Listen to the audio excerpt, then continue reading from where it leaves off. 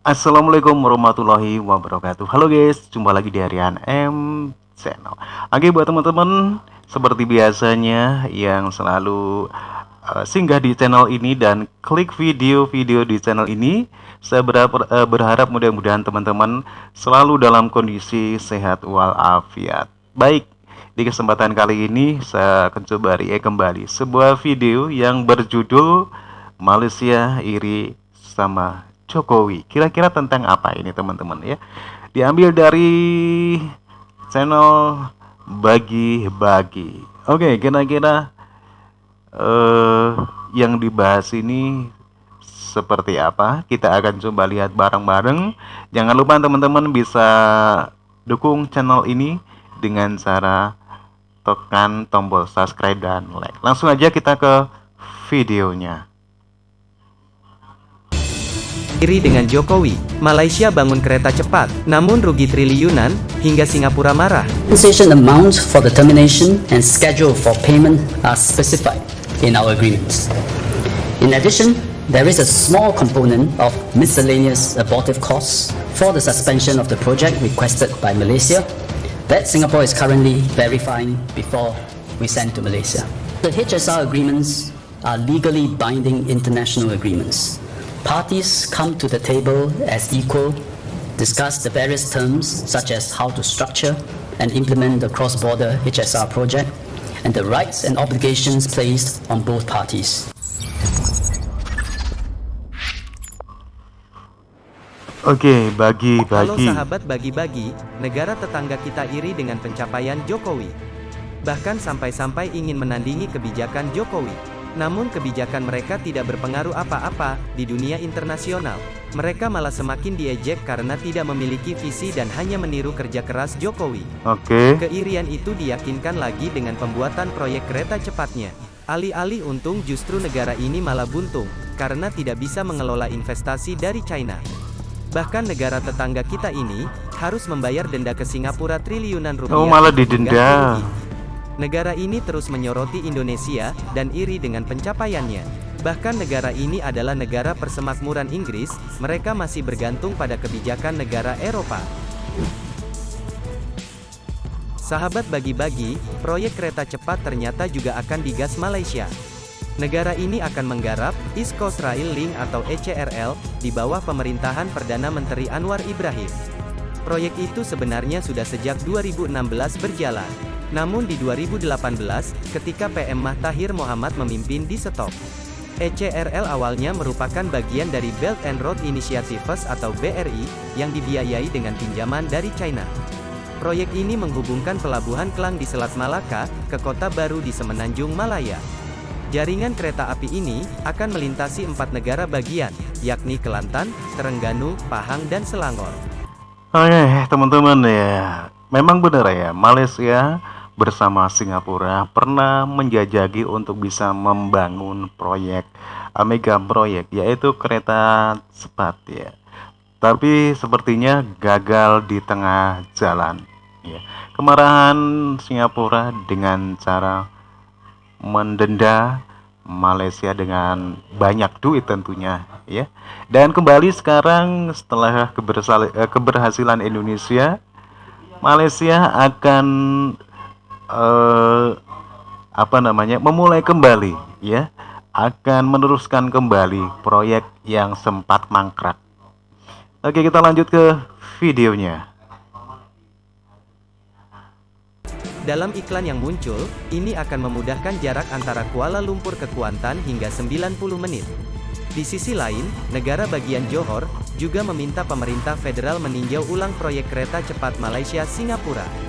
Hal ini disampaikan Ketua Komite Investasi, Perdagangan, dan Urusan Konsumen Negara bagian Johor, Lee Ting Han, yang mengatakan, dengan pandemi yang menggagalkan pertumbuhan ekonomi kita, kereta cepat Johor-Singapura, mungkin tidak hanya membuat kita kembali ke jalurnya, tetapi juga mempercepat perjalanan kita menuju merangkul ekonomi global, katanya dikutip Straits Times.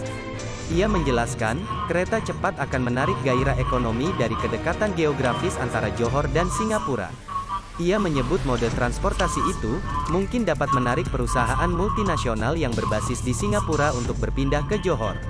Namun apa yang didapatkan Malaysia justru buntung, tidak seperti Indonesia. Oh gitu ya. Sahabat Ini bagi-bagi, tujuannya. kesepakatan proyek antara Kuala Lumpur dan Singapura pernah ditandatangani 2018. Namun setelah beberapa penundaan, proyek itu dibatalkan pada tanggal 1 Januari tahun 2021.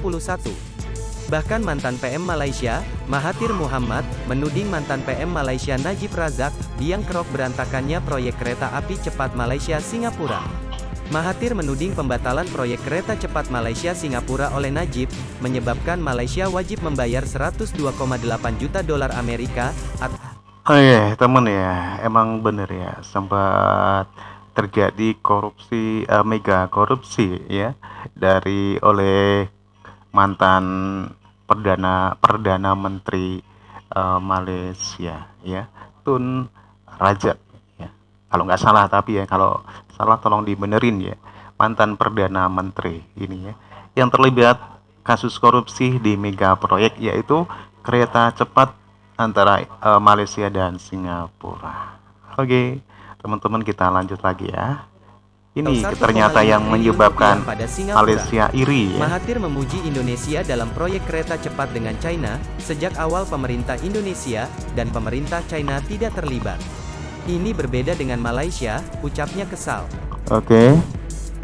Sahabat bagi-bagi, Ya. proyek High Speed Rail atau HSR adalah proyek G2G antara Malaysia dan Singapura. Malaysia lalu membatalkan G2G perjanjian itu apa, hingga teman-teman Singapura ya? menuntut kompensasi. Dikutip Business Times, proyek HRS disepakati antara Menteri Transportasi Oke. Singapura Ong Ye Kung dan Menteri Perhubungan Malaysia. Proyek HSR dihentikan setelah kedua negara tidak dapat mencapai kesepakatan tentang perubahan yang diusulkan pada batas waktu tanggal 31 Desember tahun 2020. Malaysia meminta menghapus aset perusahaan yang akan bertanggung jawab untuk menyediakan rolling stock dan aset kereta api. Namun Singapura memandang perusahaan aset sangat penting, itu penyimpangan perjanjian bilateral HSR, dan tidak dapat diterima, tulis pernyataan Singapura. Malaysia akhirnya membatalkan perjanjian, namun Singapura meminta kompensasi atas jasa yang sudah dikeluarkan.